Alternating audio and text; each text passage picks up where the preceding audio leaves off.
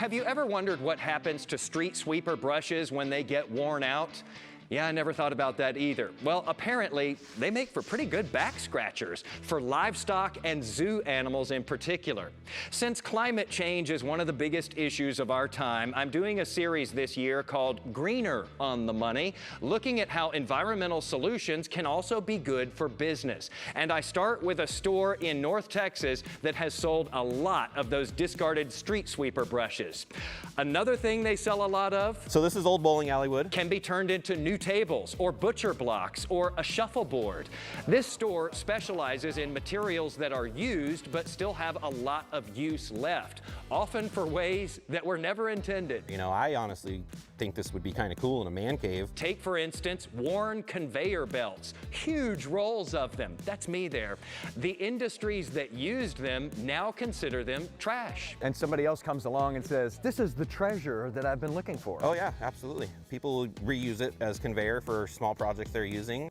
Or to walk on in gardens, or to skirt their RVs. Also popular in Texas as windbreakers for cows. It is, keeping them warm. Used conveyors also have helped to corral cattle, or you could use old guardrail for that too. That is, if you have enough left over after constructing your rest stop shelter. Yep, painted used guardrail. I was amazed when I see some of the uses that people come up with for this stuff. It's very creative. Yeah. Are you still amazed when you see some of the things that people do with this stuff? Oh, absolutely, absolutely. That's Ryan Groth, the Director of Operations at Repurposed Materials, Inc. The photos I've been showing you came from them and their newsletter and their Instagram page. Their DFW location is one of 6 across the country, and it's their 3rd busiest. They get all of these items from companies and schools and governments, and then they sell them, usually for about half of what they would cost new. Buyers are companies, farmers, ranchers, governments, and just people. So just anybody can walk in here and sort of browse it? And yeah, open to the public. Because you never know when you might need some used college football turf. Some of these orange ones, you know, that's going to most likely be the end zone. That could be patio flooring with a backstory. There were touchdowns on this. Exactly.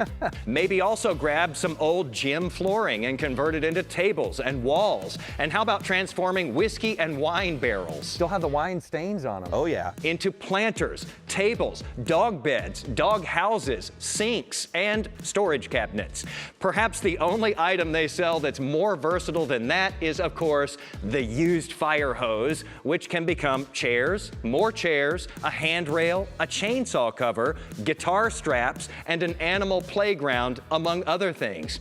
It's really fun to look at a retired boat turned into a raised garden and discarded billboard vinyls being used for a teepee or to cover hay bales. But seriously, this all started with a guy who worked in solid waste and saw way too much stuff being thrown out when it still had useful life. Keep in mind, all this stuff was destined for the landfill. Repurposed Materials estimates that just last year, they kept 16 million pounds of stuff out of landfills, and they supported jobs and made money doing it.